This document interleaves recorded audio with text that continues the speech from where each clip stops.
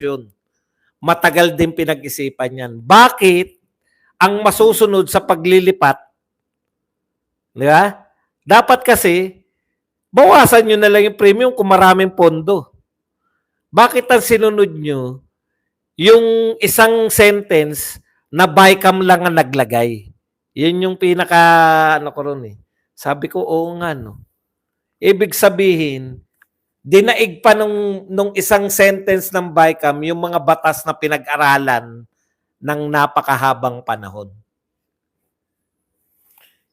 Yan po ang yan po ang ironic diyan, no? At nakita ko na kung may ganyang pananaw yung Supreme Court, pati po yung budget, 'di ba? Sinalang din yung yung GAA budget. Kaya lang July pa yata isasalang ng Supreme Court yun. Yan din yung magiging argumento. Bakit wala naman yan sa Senate version, wala naman yan sa House version? Bakit magkakaroon ng version na sarili yung BICAM? Bakit ang kapangyarihan ng BICAM mas makapangyarihan pa sa create ng law? Eh yamantalang yung BICAM pala, wala naman pala sa Constitution yan. Yung BICAM pala, wala sa Constitution. Yung BICAM ay rules lang ng Senado at rules lang ng Kongreso. Nakuha po ninyo? Mas makapangyarihan pa sa Pilipinas yung rules lang nila. Hindi, pinasisimple ko nga po eh. Kasi kung nakinig kayo, mahihilo rin kayo eh. Ako pinasisimple ko lang po eh. Ito po ay usapin ng power. Na overpower yung House of Representatives. Or particular yung BICAM. Na overpower niya yung mga batas natin. At ang sinusunod ng gobyerno, yung sinasabi ng BICAM. Hindi yung sinasabi ng batas. Kasi malinaw po sa batas, bawal mo i-transfer yung PhilHealth. Kung maraming pondo ang PhilHealth, magbabawas ka ng contribution or dadagdagan mo yung benepisyo. 'Di ba? Kaya sa tingin ko, maraming paglabag na nakikita yung Supreme Court ngayon sa paglilipat ng PhilHealth. At mas marami silang makikitang paglabag pag tinalakay nila yung question ng yung zero, yung blanco tapos nagkaroon, stricto ang Supreme Court diyan. Boss Buds, kapag po ba sabpi na mag-miss, pwede na i-contempt agad? Hindi ko po alam yung rules eh. Pwedeng pagbigyan, another, pwedeng hindi ko po alam yung rules nila. Pero dapat mapunta yan sa sabpina, sa contempt kung ayaw dumalo, di ba?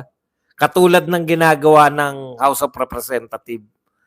Boss, sinabihan sila ng duwag, may epekto pa yun? Yung pagsadsad nga, 14% from as high as, kaya ano ba pinagmulan nila? 80%? From as high as 80%, ngayon 14, 1-4 na lang. Wala pong epekto. Yan, pasabihan nyo na kung ano. Yung sinasabihan nga na bangag. Hinahamon na magpa-hair follicle para mawala yung taguri na bangag. Eh walang epekto. Yan pang mga duwag-duwag na yan. Wala po epekto yan. Wala po kasi sa kanila yung salita eh. Salita sa kanila. Sa atin kasi mga mapalabra de honor.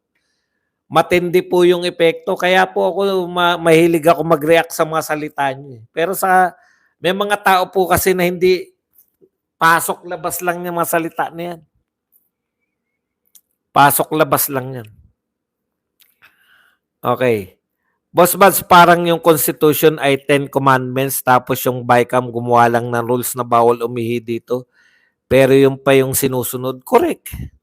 Kasi yung batas, pinag-aralan po yan, dumaan sa presidente. Tapos yung BICAM, no? Alam nyo naman tong presidente na to. Pirma lang. Yung eroplano sinakyan ni Tatay Digong, ginamit ni Bangag papuntang Lawag. Ginamit,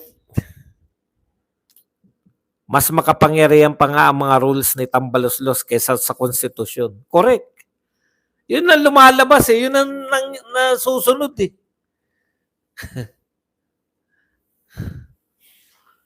Chainsaw kailangan for full. For tuli. Bycam para sa insertion lang nila kung magkano hatian, parang yung sa akap. Pisot means supot. Yan. Ngayon alam ko na, ano naman. Boss Bads report ng Rappler, according kay Recto, kung ipapasauli ng SC yung PhilHealth budget sa 2026 daw niyan ibibigay. Ano yung kukunin din sa members? kukunin kukunin po sa budget ng Pilipinas. Perang pinakamakapangyarihan niya. Uso na daw supot. Boss si Ping bumanat kay BBM, palubog na kasi admin. In the first place, bakit kayo kumampi dyan, di ba? Imposible naman hindi nyo alam. Imposible naman hindi nyo alam yung ginagawa nila kay BP Sara noon pa. Kung kailan sumadsad lang yung popularidad, ibig sabihin, hindi rin iboboto, gusto nyo maboto ng mga Duterte supporters, kaya kayo nagkukumahog ngayon. Lahat ng babaliktad ngayon dahil alam nyo na, ramdam nyo na sinusukan na. Tama po kayo, sarado PDP Senate vote. May mga nationwide leaflets po. Sana gawin natin nationwide for voters. Sino magpopondo nito? Alam niyo naman Pinoy, mahina memorization. Shoutout po. Blocks Bacon. Pisot. Sa Cebu, tinawag nito si Torre na pisot daw.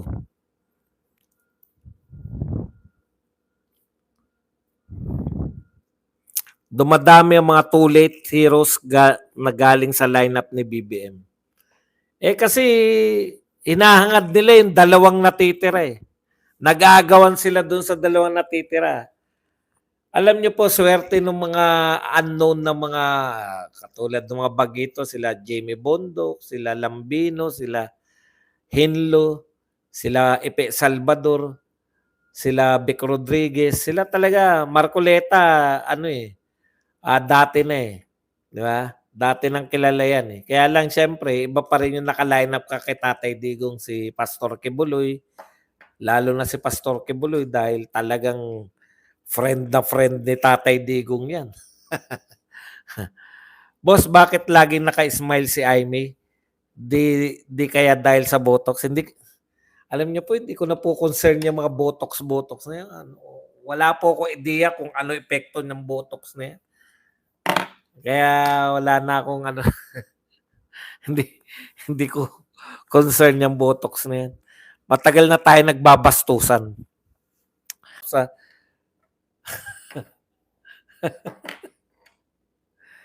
Ngayon, ewan ko kung anong estilo yung Sir Bads, may presko na si Quezon ngayon. Siyempre, normal lang yan. Sasaluhin niya. Ano masabi mo, angas ni General Bronner, boss? Hindi ko maintindihan kung bakit tayo nakikisali. Di ba? Hindi ko po talaga alam kung bakit tayo nakikisali. Ito ay purely Chinese problem.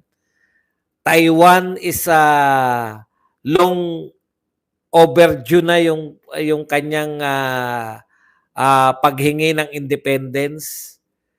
Pero matagal na rin siyang sinasabi na probinsya lang siya ng China. Tayo po ay may one China policy. Dapat kung tutuusin, hindi dapat natin kinikilala yung Taiwan na bansa, no? Pero wala tayong magagawa. Taiwan is Taiwan na yan. Hindi na natin mababago yan. Kaya lang, ang problema ko lang, ano ba pakialam natin? Bakit tayo makikialam? Tutulungan ba natin yung China? Tutulungan ba natin yung Taiwan? Hindi naman. Ano yung dinadakdak?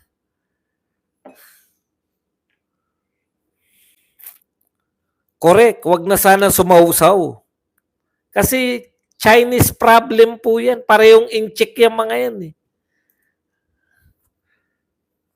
Di ba? Bakit sila hindi nagbabakbakan?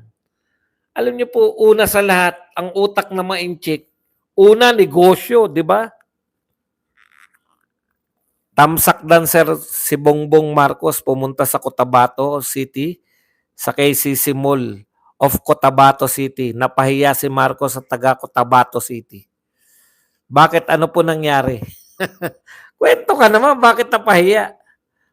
Sir Bad, sabi ni PRRD, pag nagkokok daw, Anli Sipon.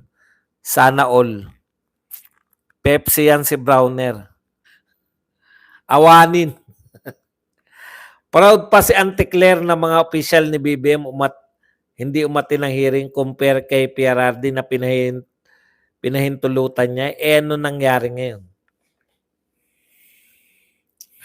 Boss Buds, obvious naman po ano ang kalaban talaga ng Pilipino. Yung mga kalaban ni Duterte, anyone na kumampi kay PBBM is either stupid or criminals themselves. Correct. Kawawa kami sa Palawan, exposed kami. Kapag nagkagera, wag na sana sumausaw. Hindi ko po alam ang attitude. Ano ba gusto nyong patunayan na ano? Hindi po applicable sa atin yun. Sa Amerika lang po applicable na yung presidente nila tuwing bumababa yung popularidad, nakikipaggera, tapos tumataas na yung popularity. Dito po sa Pilipinas, nako, lalong isusumpa yan.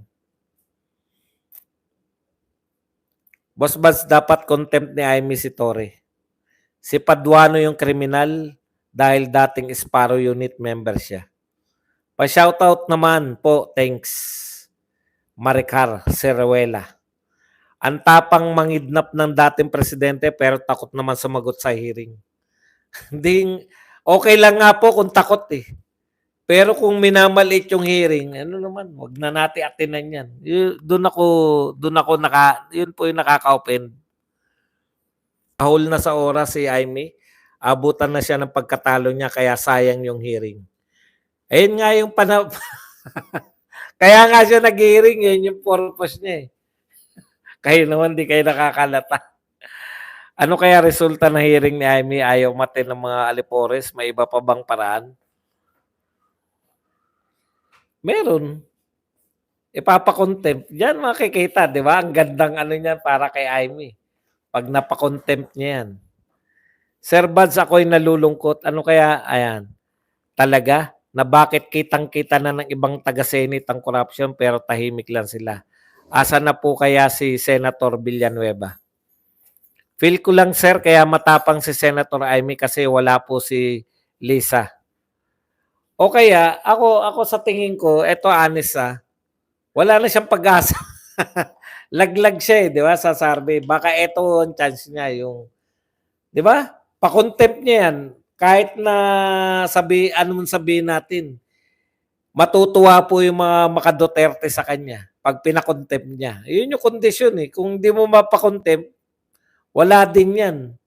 Parang ano lang yan, parang nagpo-promote ka lang ng sarili mo. Pero subukan mo ipakontempt yan at ipakulong sa Senado yung mga yan, yung mga ayaw dumalo. Siyempre magbabago pananaw namin sa'yo. Parang nakabawi kami. Boss Buds, parang ang linis-linis dyan. Sir Buds, 80 pages na hiningi ng senador tungkol sa Oplan na pursuit, ipoporsige kaya ni Amy. Narinig natin lahat eh. Lahat ng mga gusto niyang mangyari, narinig natin. Kaya malamang hindi niya pwedeng palusutin yan. Boss Buds, may magandang points yung hearing ni Amy sa Senate. Kaya lang kapag napupunta na sa kapatid niya, nililis niya yung usapan. Napaka-natural naman nun. Diba? Kapatid yun eh. Dugo yun eh. Ano naman kaya ang rebat ni Auntie Claire kay Amy? Bukas nyo malalaman. Bukas nyo malalaman niya sa press briefing ni Auntie Claire. Baka mag-extend ang mga OFW sa zero remittance dahil walang ginawa ang gobyerno ni Marcos. Di nga umattend sa hearing. Wala po. Iglesia nga, 2 milyon nagpakita. Oh. Sinunod ba nila? Wala po sila eh. Hindi, kung yung 2 milyon nga ng iglesia, 2 milyon sa ano ha, dyan lang sa may Luneta o mahigit pa. Kung nagpakita na nga ng puwersa ng ganong karami, hindi inintindi.